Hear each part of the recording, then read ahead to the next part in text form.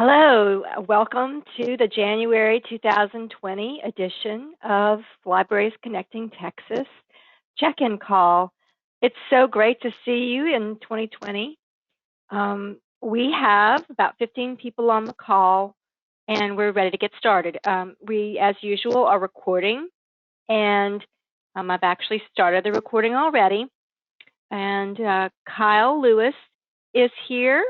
He's joining from the North Carolina office. So is Barbara Reichert. They are not on video, but they are here. And I'll go ahead and start the agenda. So I just wanted to give everybody sort of a summary of where everything is right now with Libraries Connecting Texas. We for 2019 had a total LCT funding of $2.24 million. Category 1 is 990, 670, and Category 2 is about 1.2 million. Now, the Dallas Public Library sort of skewed that a lot, but that is the 2019 summary of LCT funding. And just to give everyone a reference, there's been an increase in disbursement for Libraries Connecting Texas libraries from 2017 to 2018 of 168%. I know that not everyone is finished with their 2018 invoicing, but there are only about 3 or 4 libraries who haven't invoiced USAC for their discounts. So I think that's showing that that's a real big increase of Libraries Connecting Texas participants who've increased their funding from 17 to 18. I know a lot of you didn't participate in the program before, but it just shows how much funding is available if you apply. And so far for 2019, now that half of the year is gone, $188,000 has been dispersed to Libraries Connecting Texas libraries. That means either you are being invoiced or your bills are being discounted by your service provider and they are invoicing USAC for your discounts, or you've been filing theirs. But it's just really good to see that you're reaping the benefits of the E-rate program. Congratulations, everybody. So we are going to move along to number 2, which is the timeline. And Kyle is going to talk a little bit about the deadlines that are coming up for that are critical for E-rate. Kyle, are you available? Hi, everyone. This is Kyle Lewis. I just wanted to speak to you today regarding some of the deadlines that are coming up. First of all is the Form 498, which involves the remittance information for your library, essentially the information that is necessary for the discounts to be remitted back to your library. Libraries that include libraries that currently have not submitted this and don't have this approved are Farmers Branch, Lamb County Library, and Rusk County Library. I've been speaking with a number of you in the past few weeks here, trying to make a push to get this form completed and approved with the Universal Service Administrative Company, and we're getting close to the deadline, so we're going to want to make sure to finich that. And that's for 2018, right, Kyle? That's for anybody who hasn't filed a BEAR yet for 2018, right? That is correct.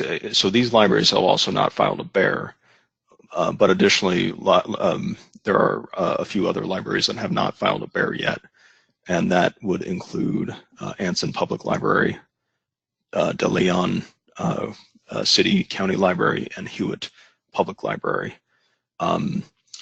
If you're on the call currently, I'd be happy to discuss after the call, ways to move forward in terms of getting these BEAR forms filed. And I have been discussing with a number of you previous to today regarding action that we need to take on this. But just know that I am available at my phone number and at the LCT email Thanks, to discuss Kyle. this. Thanks, Kyle. And that's for anybody who hasn't filed a bear for 2018 yet. And that's just those people. Now, if you're going to file a bear for 2019 and you haven't submitted a 498, that's something that you'll need to do. And we're going to start reminding you about that after the window close. Right now we're going to be really concentrating on getting 471s filed, but just be aware that if you need to file a bear for 2019 or 18 and you haven't submitted a SPAT or a 498, then you're going to need to do that. Sorry to interrupt, Kyle. Go ahead. I think that was it regarding the 498s and bears that are still outstanding.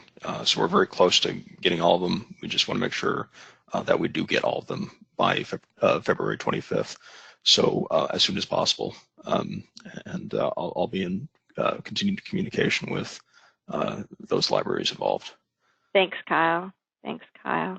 And there are 2 service providers who haven't submitted a service provider annual certification form for 2019. So USAC's not going to pay invoices for those 2 service providers. So if you are using Harris Broadband or HC Wireless at Brownwood and Johnson City, you might want to reach out to your service provider. They need to submit that form as soon as possible. So Kyle, do you want to talk a little bit about the 470? Yes, so there are a handful of outstanding 470 Form 470s that still need to be filed for the funding year 2020. That includes W. Walworth Harrison Public Library and Ellis Memorial Library. If either of you are on the call currently, if you can please contact me afterwards. We can be reached at the LCT email, and I will be happy to put my phone number in the chat as well to be so that they can always call the LCT number. That's 516-801-7820. That's our line dedicated specifically for Libraries Connecting Texas. So yes, and it sounds like Kyle has something else to say. Sorry. Oh no, that was it. Thank you, Caroline. Okay, thank you, Kyle. I appreciate that. So the Form 470 needs to be filed for those libraries. Now, if you were thinking about filing for Category 2 and haven't filed the Form 470 yet, you really should move to do that by January 31st. It's not necessarily the deadline to file. If you read our newsletter, there's more information about the deadline to file the Form 470.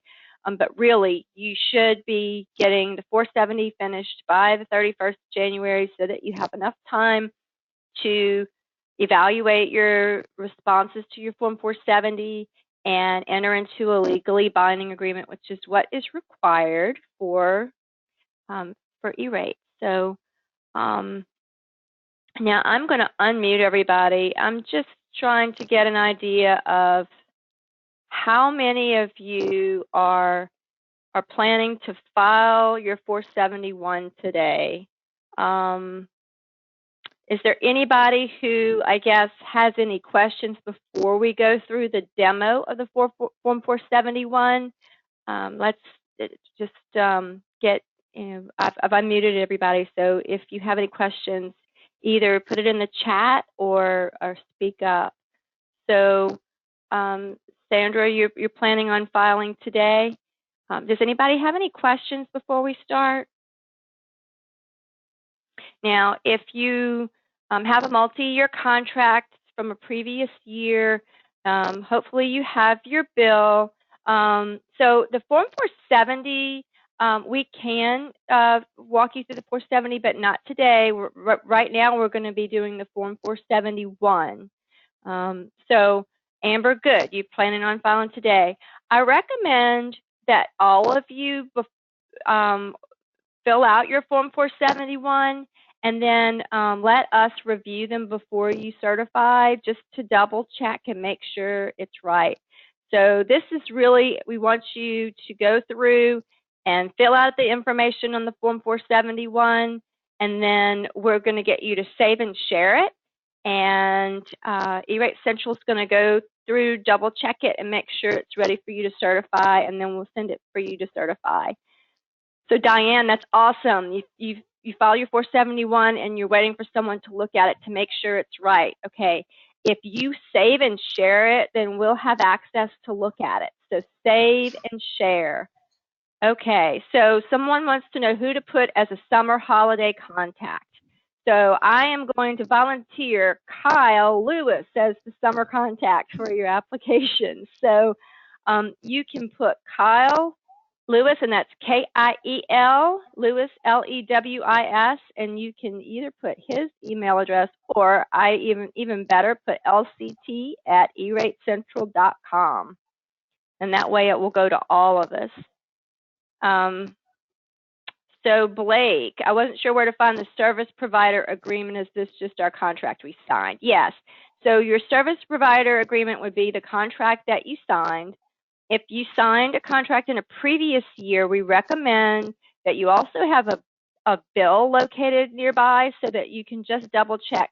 Sometimes your fees will change from year to year, or your taxes will change from year to year.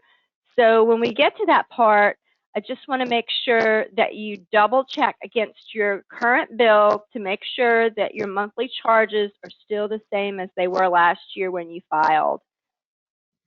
Kyle's put his contact information in the chat so that you can refer to that. And we actually have a volunteer guinea pig library who has volunteered to let us help them file their 471 today so that we can demonstrate how to do it. And that's Kimball County Library. Andrew is on the call. Thank you, Andrew, for letting us using you as the guinea pig for this purpose, for filing these forms. So I'm really excited about all of the people. We've got almost 20 people on the call who want to file their 471s. And we also are going to be scheduling some Come File with Us webinars in which we're going to walk you through the 471. So if for instance, you have filed the Form 470 and you're not finished your procurement yet and you're going to finish it this week, or a later time, we're going to be scheduling some Come File with Us webinars to walk you through your Form 471 and make sure that it gets done. So if you're not filing today, please do schedule one of those with us. Kyle is reaching out to people this week, and soon we're going to have some sign up Eventbrites that we're going to send out for people to register for the Come File with Us webinars. So the first thing you need to do to file your Form 471 is actually log in to EPC. If it's been a while since you've logged in, that means you're probably going to have to change your password. So you go to portal.usac.org. So I'm going to just, I'll demonstrate. I'm already logged in, so I'm going to log out. If you go to portal.usac.org on your web browser, and actually I will put in the link in the chat so you can just click on it. And you'll click on I agree. Your login is your email address. And if you haven't changed your password in a while and you know you're going to need to, you might as well just go to forgot your password and change your password. So I will give everybody just a second to log in. I've got my username and password saved in my browser, so I'm just going to go ahead and log in. Just give you a few seconds to log in to EPC. Does anybody need more time? Just put it in the chat.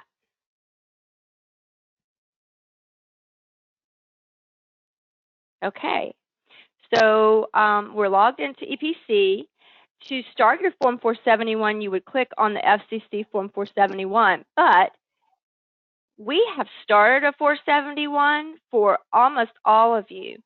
So to find your 471, just go to Tasks, and there should be a task that it says Create FCC Form 471.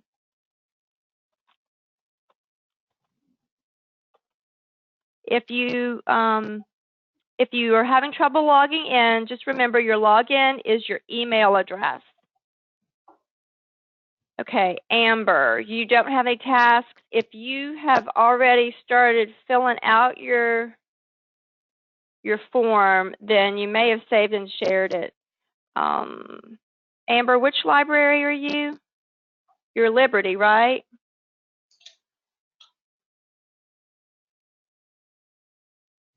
Okay. Let me just see if I see yours, and I can send it back to you.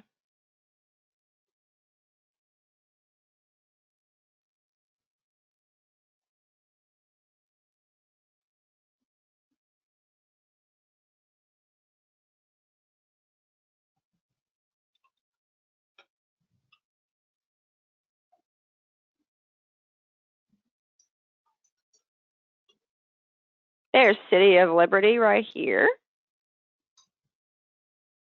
I'm going to go ahead and save and share. Okay, Hugh Springs. It looks like maybe we need to save and share these.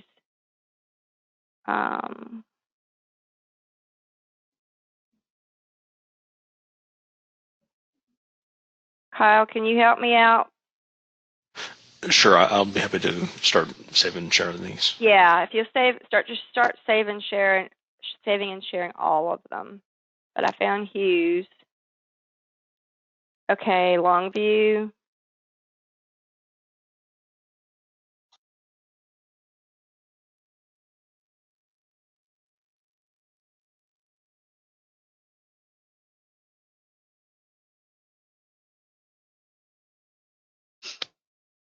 Perfect.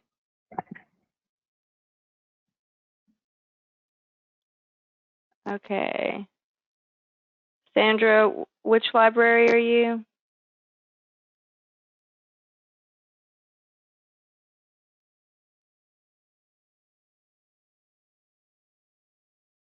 Okay.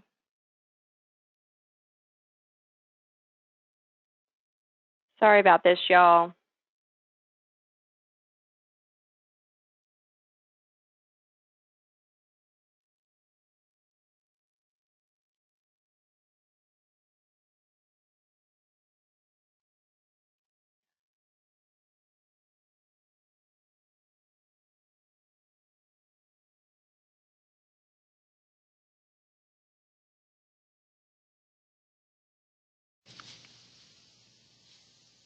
There's Balch Springs.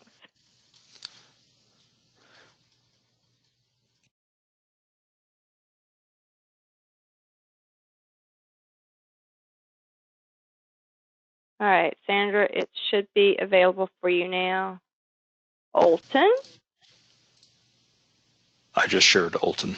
Okay, thanks. And Muleshoe? Diane, if you've already done yours, you probably, let's see. There's Muleshoe. I'll go ahead. Sharing Muleshoe now. Oh, you are? Okay. So mine's going to go away. Okay.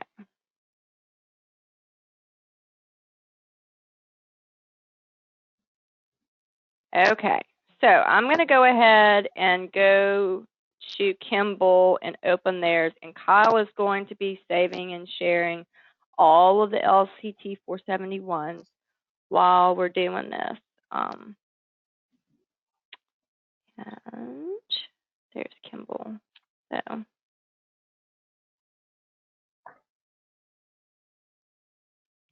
So once you get to the task, once it's available to you, you would just need to click. There's going to be up at the top. There's going to be a message that says that you have to accept the task.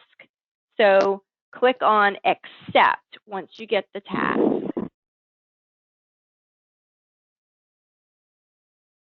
And it should arrive at this point in your Form 471 where it allows you to add the funding request information. So we've put the year, your library number, your library name, and C1 in front of it. So if you're going to be filing a Category 2 Form 471, then you can put C2 here when you do yours. But for this, we're just going to do Internet access. We're just starting the ones for Internet access. So once you get to this part of the Form 471, you'll need to click on Add FRN. Now, if you are doing an application that for internet service that you created a contract from in a previous year, all you have to do is look at your previous year's Form 471 number and type that in. So if you have your last year's Form 471 with you, you can type that in the blank where it says copy FRN.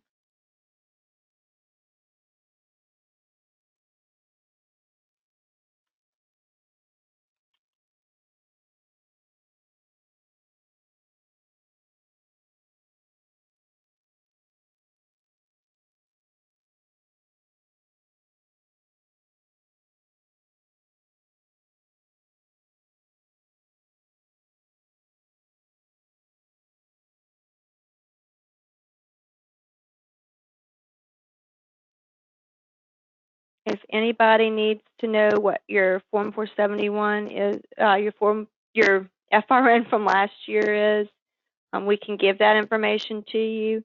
Just type it in the chat, and we can text it to you. So for Kimball, their last year's FRN is 19990133313. And I'm going to go ahead and click Copy FRN.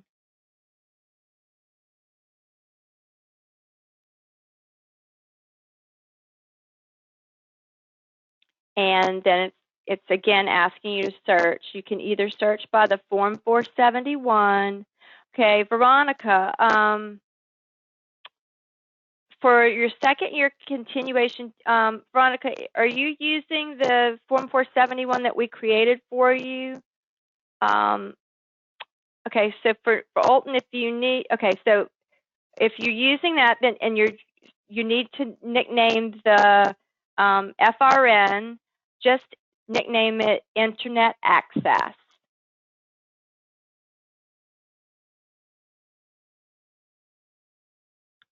So I'll go back to that screen.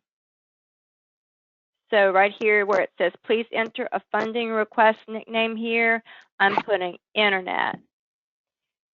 Diane, if you're using if you're using a previous year's contract, then yes. If you did your own a new Form 470 this year, then the answer is no. You need to create a new funding request. So if you filed a Form 470 this year and you have a new agreement, you would say, this is not a funding request from a previous year, and you'll want to make sure that the service type says data transmission and/or internet access. It's really the only eligible Category 1 service at this point. So again, you put a nickname here. If you are not putting a continuation from a previous year, you would say no. If you are, then you click on yes. You put the previous year's funding request number, and verify that the service type, and then click Continue.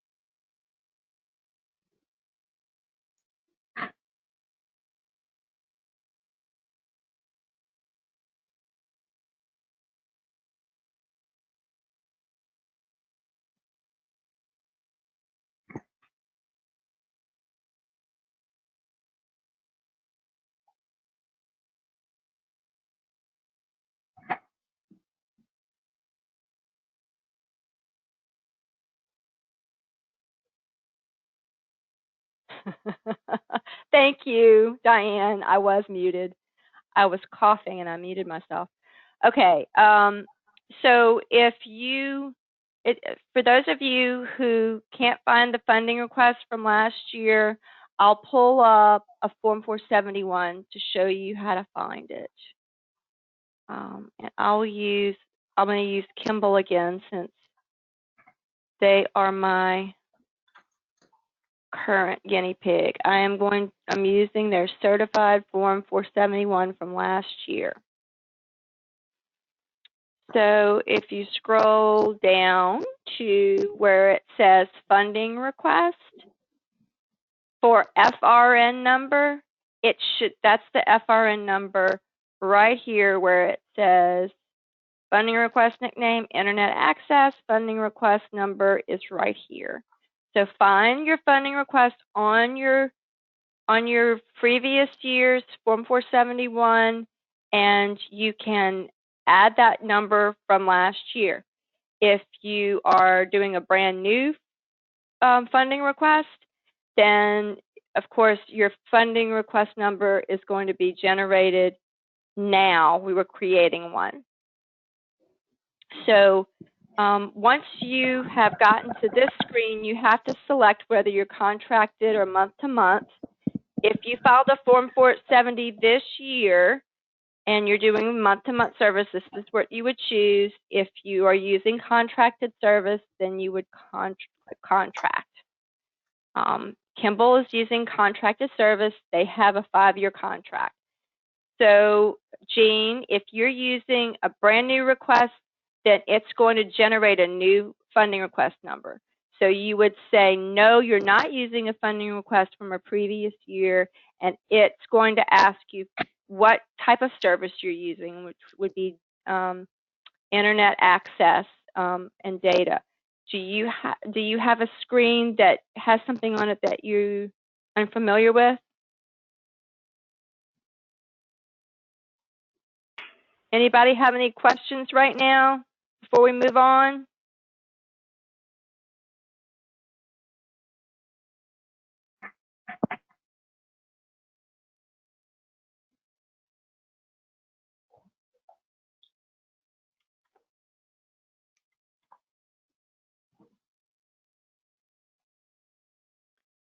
Veronica, are you using a brand new agreement, or are you doing? Is it a new agreement, or is it from last year?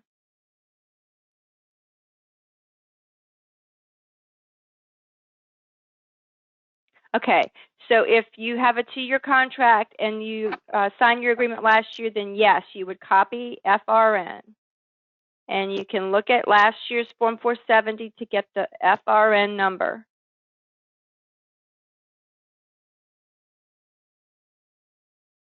This is where the Form 471 is. I'm looking at the Form 471, and it has the funding request number. Okay. So again, this is contracted service that I'm doing. Anybody have any questions before we move on from the screen?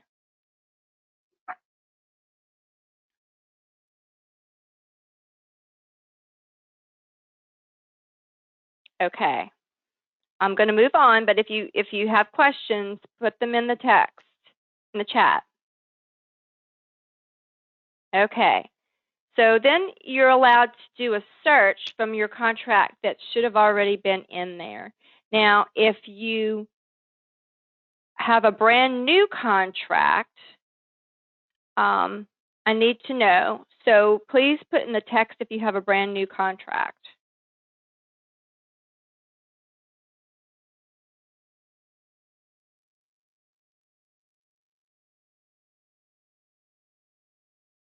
In this case, this person already has, okay, if this person has, okay, this person already has an existing contract. So we're going to, I'm going to show you what to do if it's a brand new contract, okay?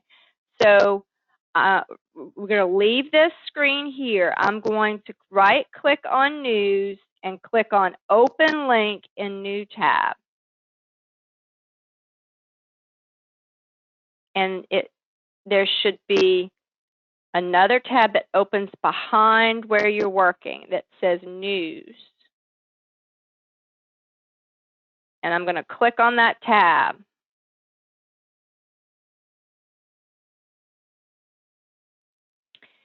Then I'm going to click on the Universal Service Administrative Company logo, and it's going to take me to my landing page.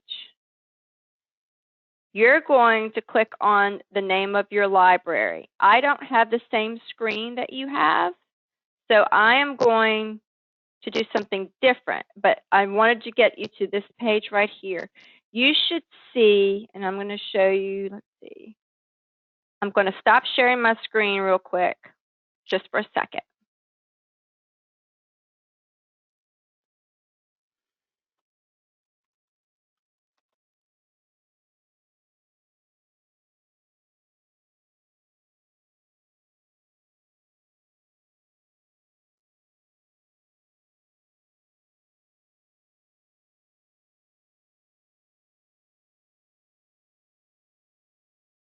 Okay, so once you're on your landing page, you should see a menu item called Contracts. Is everybody following me? Anybody need me to slow down? Please put something in the chat if you need me to slow down. If you are entering a brand new contract, go to your landing page and click on Contracts. Okay, so once you get to Contracts, then you can, if you're entering, so there's some contracts that are already saved for this library, but I'm going to click on Manage Contracts to add a new contract. So to add a new contract, you would just click on Add a New Contract. Enter a nickname to identify the contract. I'm going to put Internet Access here. I'm going to leave contract number blank. And then I'm going to click Save and Continue. It's naming the contract with a contract ID number. I'm going to say no, I do not want to upload a copy of my contract, and I'm going to save and continue. You're not required to upload a contract. Is this contract based on a state master contract? No.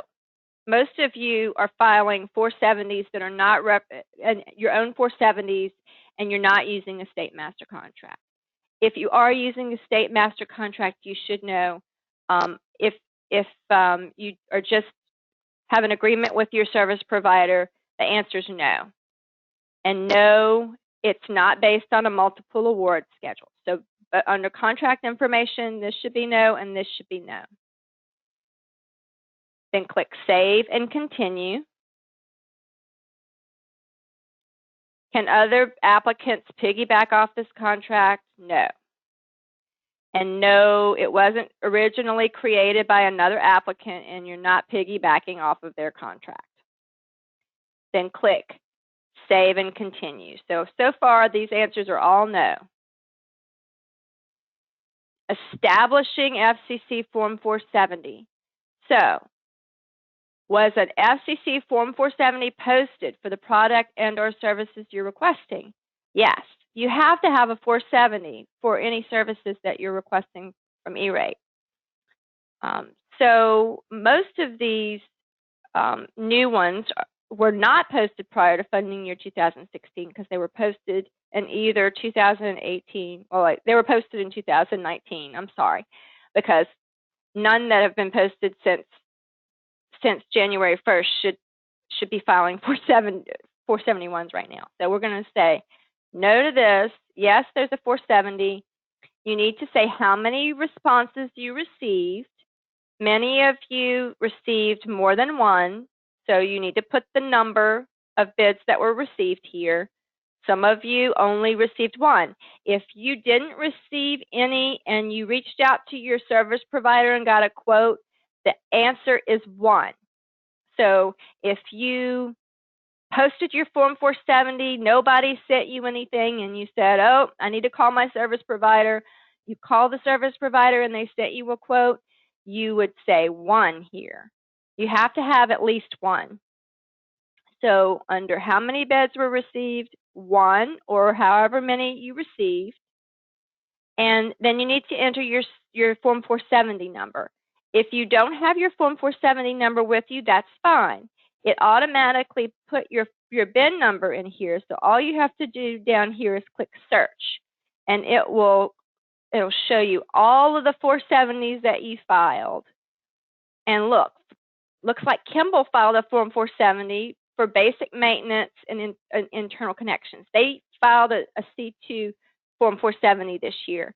Look for your 470 that has a 2 in front of it, and has year 2020 and C1 in the nickname, or funding year 2020. That's what you need to look for, is the funding year 2020. Find the Form 470 that you filed and click the check box next to it.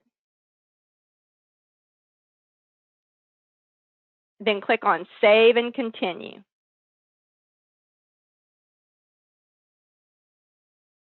Oh, I didn't put how many bids were received here. Andrew, I'm not going to save this so that you can edit this later, but save and continue. Okay, now, service providers. Many of you have your agreement with you in front of you, and there should be a SPIN number on it. Your service provider, when they responded to you, probably put a SPIN number on the response. If they didn't, then you may need to look at last year's 470 if you're using the same service provider, or you can search by their name. Now, sometimes if you put the wrong thing in, it's not going to come up. I know that Kimball used Hill Country Telephone. I'm putting Hill Country in here, and Hill Country Telephone Cooperative has 2 SPIN numbers. This one was the one that, this one was the one that he used last year. So I'm going to click on that one and save and continue.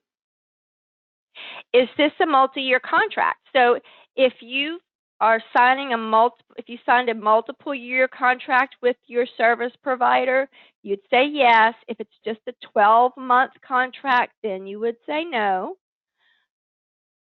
So this is just an example, so I'm gonna put no here. What is the date you awarded your contract? The date that you should put here is the date that you signed the agreement with your service provider, or the letter that you sent to them. That's the date you awarded your contract. This date has to be after your allowable contract date. So make sure that you put the date that you awarded your contract. It's the date that you signed the agreement with your service provider. Everybody with me so far? Right. for purposes of this is an example. I'm just putting today's date. But put the date that you signed the agreement with your service provider as the date you awarded your contract. Then click Save and Continue.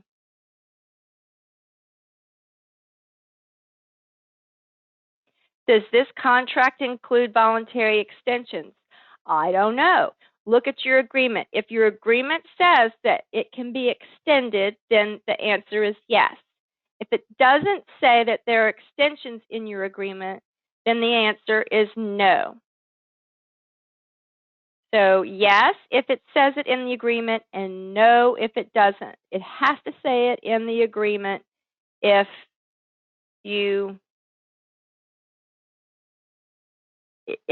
are going to click yes here. And click Save and Continue. Is there a statute, rule, or other restriction which prohibits publication of the specific pricing information for this contract? You're going to almost say no, always say no here. The FCC rules after the modernization order restricted price confidentiality agreements. So unless your state requires that you have that you prohibit the publication of the pricing, the answer is no, there's not pricing confidentiality. Now,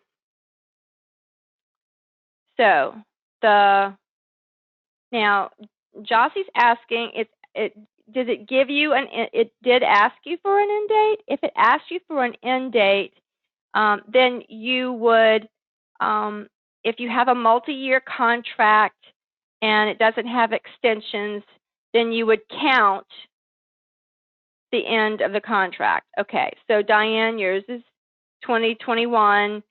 Depending on when your agreement says is what your end date would be, Jossie.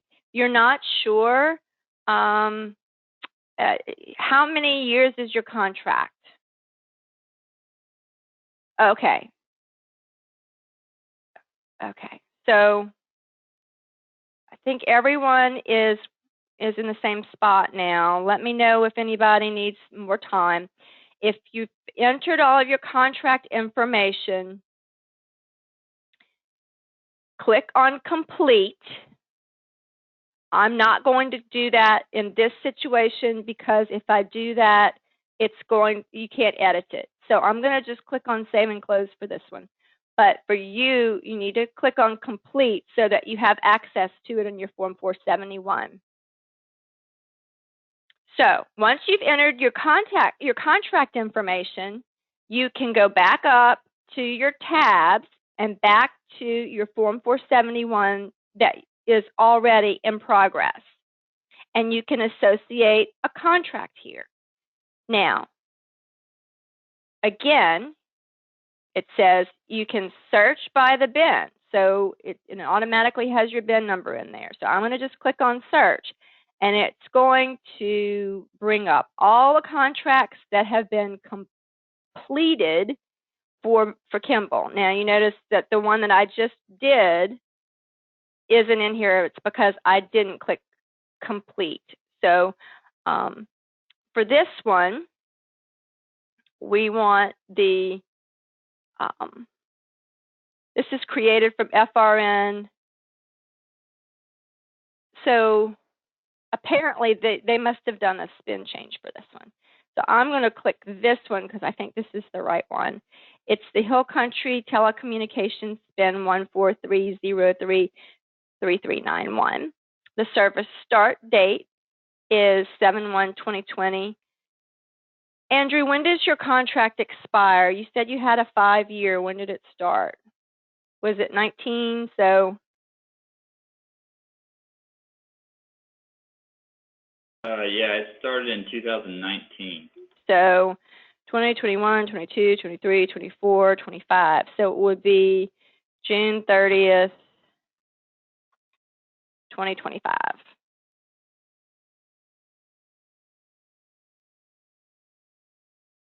So this is where your contract expires. You'd put your expiration date. You would make sure the service start date says July 1st, 2020. Make sure your service start date is July 1st, 2020. That's the start of the 2020 funding year. So make sure that it has the correct year, and it's July 1st. And then click on Continue. Those of you who have special construction, you would put this here. I don't think any of you have this, so I'm going to say no. I know Andrew doesn't. So click on Continue. So narrative. Provide a brief explanation of the products and services you're requesting, or provide any other relevant information regarding this funding request. Well, I would put it in this narrative something about the service that you're receiving. What we did last year for Kimball is we put 100 megabits per second internet access, and you may want to put for the library. So I suggest that you put whatever your bandwidth is going to be in the narrative. 100 megabits is what Kimball has. That's what we're putting in the narrative. Once you've put your narrative in, click Save and Continue.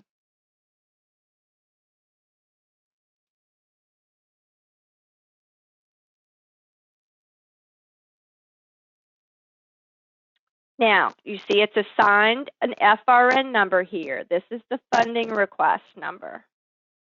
And notice under here it says number of FRN line items is 0. We need to add more information here. So to add the line items, we'd click on the FRN number. And we add the new FRN line item here. So here we're going to say what we're adding. Now, I think most of you are only requesting internet access. So this is internet access service that includes a connection from any applicant site directly to the internet service provider. I think most of you are checking this box. Internet access service that includes a connection from any applicant site directly to the internet service provider. That means your library is receiving internet access directly to the building.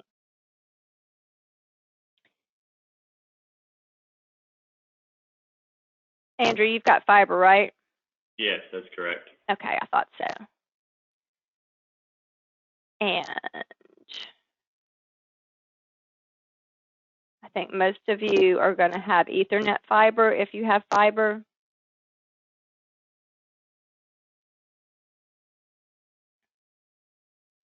Some of you may have copper.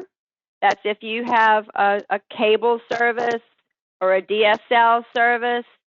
Then now, John, if you are, as we've been adding, if you didn't have any FRNs in there, then yes, you need to add an FRN if there wasn't an FRN created.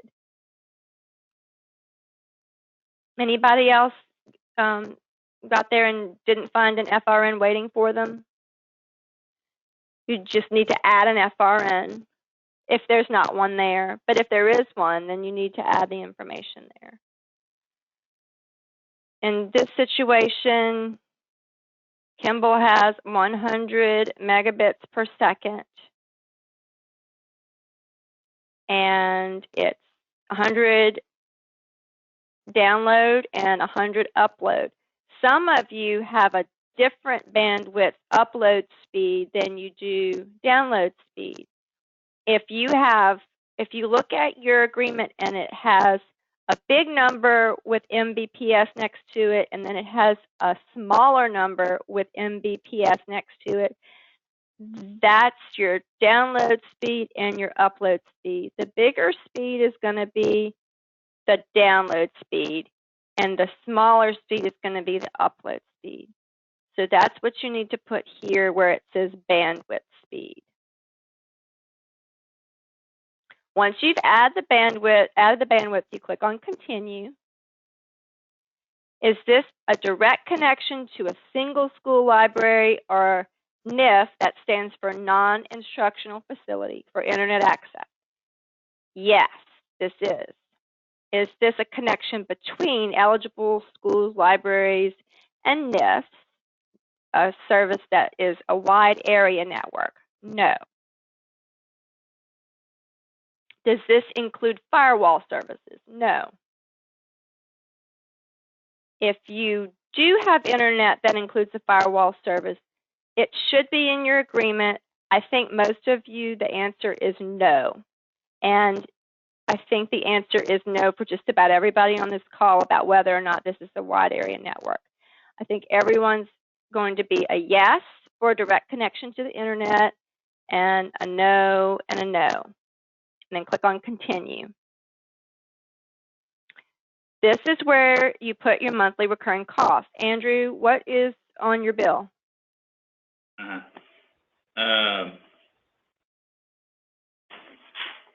The total bill or the Your monthly, yeah, your monthly bill. What do they ask? What is the charge for your total monthly cost? That's including your taxes and fees.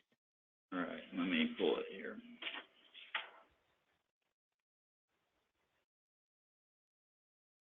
$101.95. Okay. $101.95.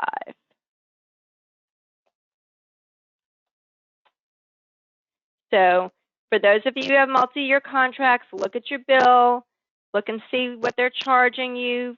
Make sure that it is the full charge and not just the discounted charge, and that it's the amount that they charge you that's on your agreement plus whatever taxes and fees that they may be assessing you. So in this case, it was $101.95 is the recurring cost here. There's no ineligible cost. There's only one per month. And of course, it's 12 months of service. If any of you have new agreements and there's a one-time cost, like an installation charge, this is where you would put it, under one-time cost. If you have an installation charge, it goes under one-time unit cost. Anything that's ineligible, say for instance, if your service provider is going to provide filtering service, that's ineligible if they're going to charge you. In this case, he's just getting internet, and he doesn't have any one-time charges. So I'm putting zeros in here. You have to put something. So if you don't have any one-time charges, just put zeros there. You put the total cost, not the discounted charge. We want to put the total cost of the service, because this is what they're going to judge how they're going to determine what your discounts are.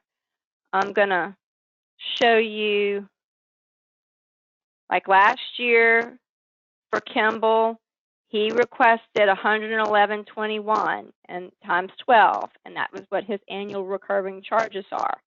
Then they discount it and at the end, and they total it up, and they compute the discounted amount for you. So when you're asking for your discounted internet, you want to make sure that under monthly recurring unit costs, you put the total cost that you're being billed every month. And then click Save and Continue. Is your library receiving the services in this line item? There's only one library here. I don't think any of you have any branches. If you do, you may end up having to answer a question about whether or not you're going to include all of the other things. So, Sandra, you're only being billed 10%. So they didn't include the total amount on the bill.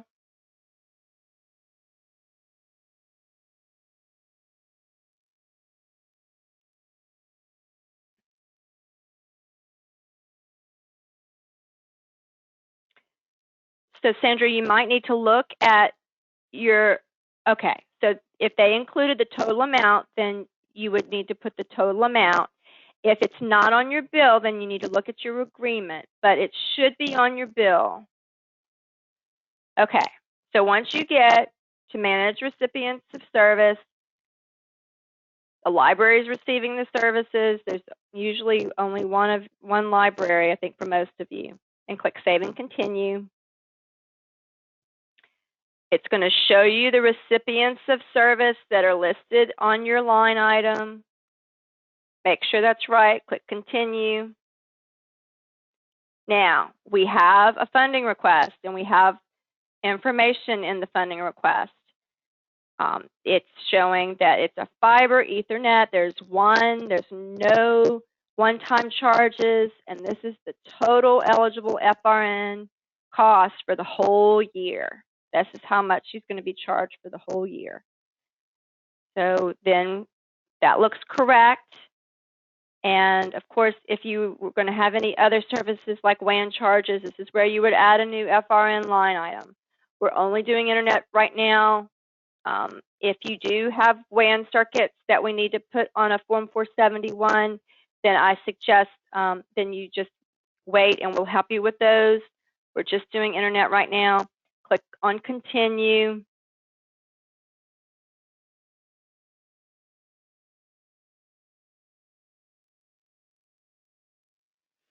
And this is where you can review the FCC Form 471, or you can save and share. I suggest you click on Review the FCC Form 471. It's going to create a PDF.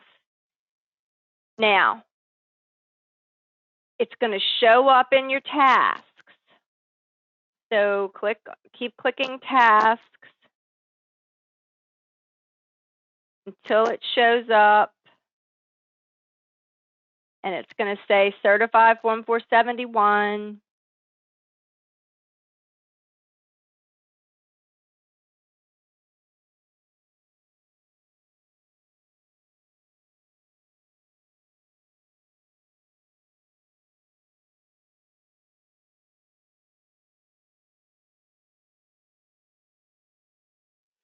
So once you get to that point where you've downloaded your Form 471, you're looking at your draft, click on Save and Share, and then that way it's going to come to us. So here's the review PDF for FCC Form 471 for Kimball. I'm going to click on the draft. It's just going to take a little while, Sandra, for it to come up. It will. So once you click on it, you can download the draft Form 471. You can look at it. And then you can go back to Review PDF, click on, Edit Form, and then click on Save and Continue again. You're going to have to go all the way through.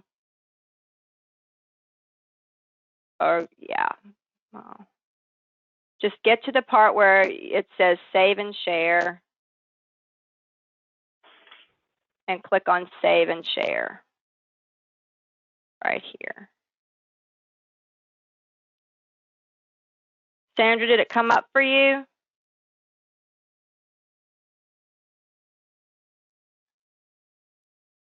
Okay.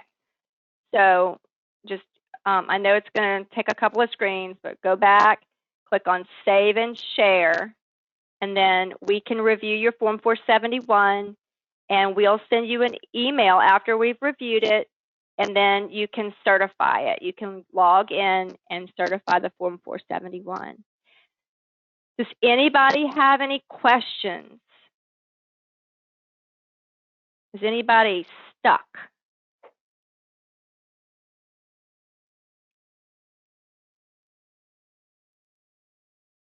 Okay. All right. Well, again, just go ahead and save and share your 471. We'll review it. We'll let you know. Okay, Jean, it's fine. We'll be happy to help you. So Veronica, what page are you on right now? Okay, if you have the PDF, then click on back, and it's going to go all the way to the beginning, and then you're going to just have to click on save and continue until you get to the screen that allows you to save and share.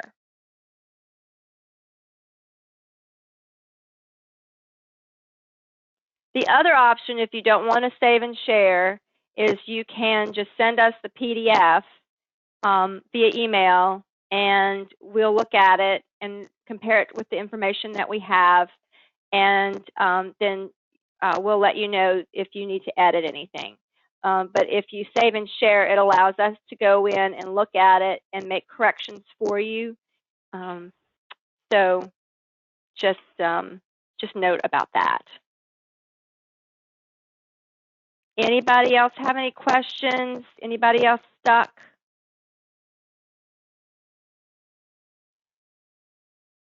Last call.